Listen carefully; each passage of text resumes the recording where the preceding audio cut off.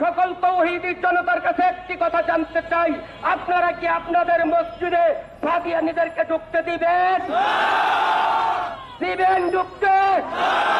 আজকের এই বিক্ষোভ সমাবেশ পরবর্তী পথসভা থেকে প্রমাণ হয়ে যায়, যারাই যে সমস্ত মসজিদ কর্তৃপক্ষ, যে সমস্ত ব্যক্তিবর্গ কাদিয়ানী সন্ত্রাসীদেরকে তাদের মসজিদে তাদের কার্যক্রম চালাতে দেবে, তারা মুসলমানদের খুনির সহযোগী হিসেবে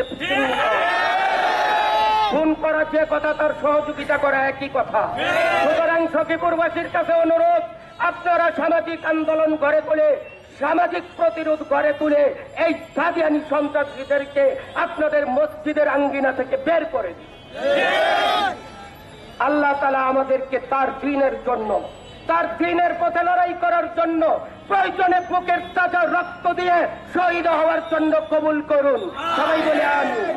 যদি আল্লাহর দ্বীন, আল্লাহর জমিনে প্রতিষ্ঠা করার জন্য বুকের তাজা রক্ত দিতে হয়, কারা কারা রক্ত দিতে প্রস্তুত?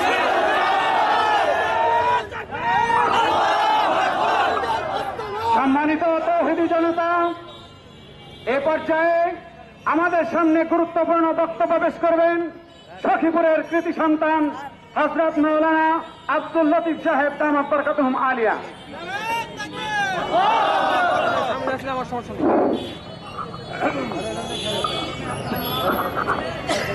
আসসালামু আলাইকুম ওয়া রাহমাতুল্লাহি ওয়া বারাকাতুহু।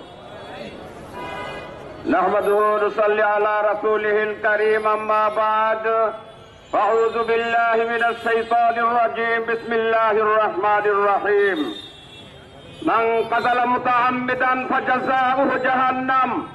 ওয়া ক্বালা তাআলা আল ফিতনাতু আশাদ্দু মিনাল কতল। সাল্লাল্লাহু আলা নবিয়িল উম্মি।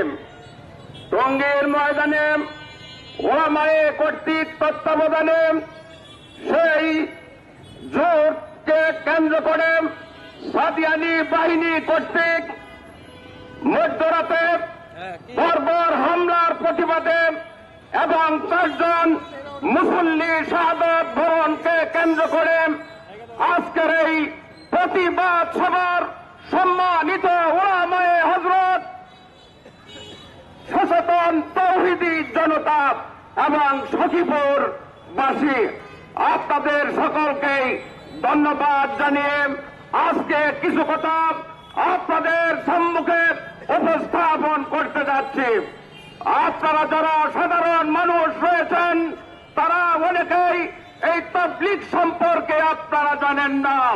এখানে কেন গন্ডগোল করা হয়েছে, কেন রাতের অন্ধকারে এখানে তারা মুসল্লিদের উপরে তারা চাপাতি বন্দুক এবং বিভিন্ন রামদাও নিয়ে তারা হত্যা করেছে।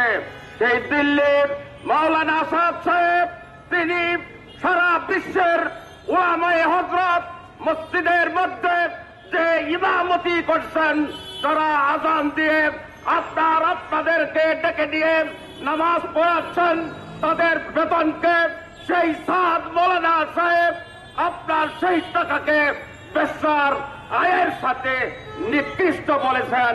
বলেন নাউযু বিল্লাহ।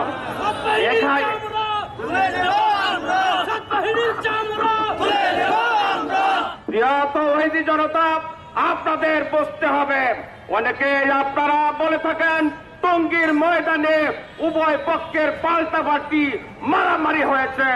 এটা মারামারি নয়, উলামায়ে কেরামের তত্ত্বাবধানে যে তাবলীগ জামাত চলছে, তারা কোনদিন ফেতনা ফাসাদ সৃষ্টি করে না, তারা কাউকে হত্যা করতে যায় না।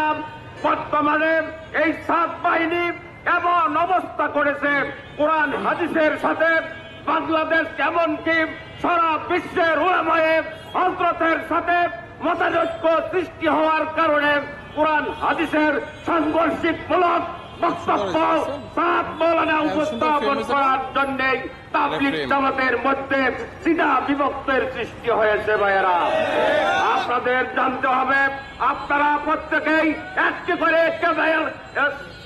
করে ক্যামেরা মোবাইল আপনাদের পকেটে ধারণ করেছেন। সাত মাওলানা বলেছেন, এই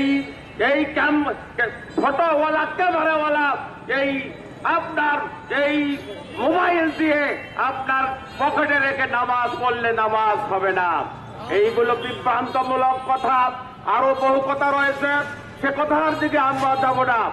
আমরা আপনাদেরকে জানাতে চাই, আমাদেরকে সতর্ক থাকতে হবে। টঙ্গীর ময়দানে হামলা হয়েছে, আবারও হামলা হতে পারে।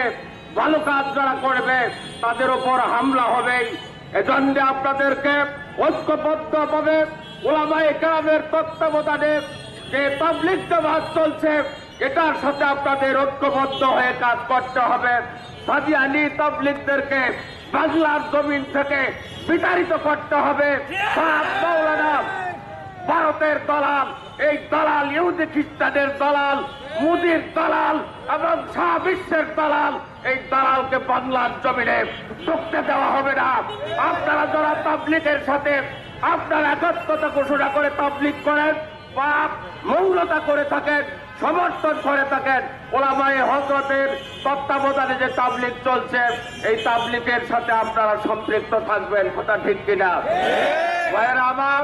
সেই 2 দিন আগে টঙ্গীর ময়দানে মধ্যরাতে সাত বাহিনী কর্তৃক যে আপনার কয়েকজনের নেতৃত্বে ওয়াসিফ, মুআজ এবং ইর্তেজার পরামর্শে এবং তার টাকার অর্থায়নে অস্ত্র শস্ত্র সজ্জিত হয়ে মুসল্লিদের ওপর হামলা করে ওলামায়ে কেরামের জোরের মধ্যে আক্রমণ করে তাদেরকে আপনার হত্যা করা হয়েছে।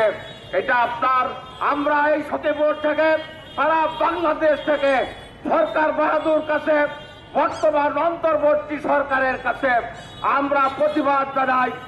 চিহ্নিত ব্যক্তিকে, এই খুনি সাত বাহিনীদেরকে চিহ্নিত করে আইনের আওতায় এনে তাদেরকে দৃষ্টান্তমূলক ফাঁসির কাস্তে ঝুলিয়ে তাদেরকে মারতে হবে।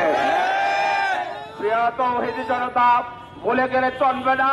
উদয়ের পথে সুধিকার বাণী, ভয় নাই ওরে ভয় নাই, নিঃশেষ প্রাণ যে করিবে দান, ভয় নাই তার ক্ষয় নাই। আসুন আমরা সকলেই সচেতন হই। প্রত্যেক জায়গায় আমাদের বিরুদ্ধে আপনার এরকম হামলা আসতে পারে, এজন্য আমাদের সচেতন থাকতে হবে, আমাদেরকে মজবুতির সাথে কাজ করতে হবে। ভাইয়েরা আমার, সকলে যারা একাতি বাহিনী আছেন, তাবলীগের নাম দিয়ে আপনারা খুন করার জন্য সেই টঙ্গীর ময়দানে গিয়েছিলেন, আপনাদের অনুরোধ করব, আপনারা আমার ভাই, আপনারা আমাদের সন্তান, ফিরে আসুন বিভ্রান্তির থেকে। আসল ওলামায়ে কেরামের তাবলীগে অংশগ্রহণ করে কাঁধে কাঁধ মিলিয়ে কাজ করার চেষ্টা করি।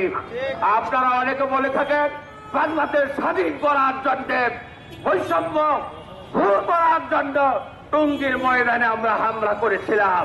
এ ধরনের কথা ইসলাম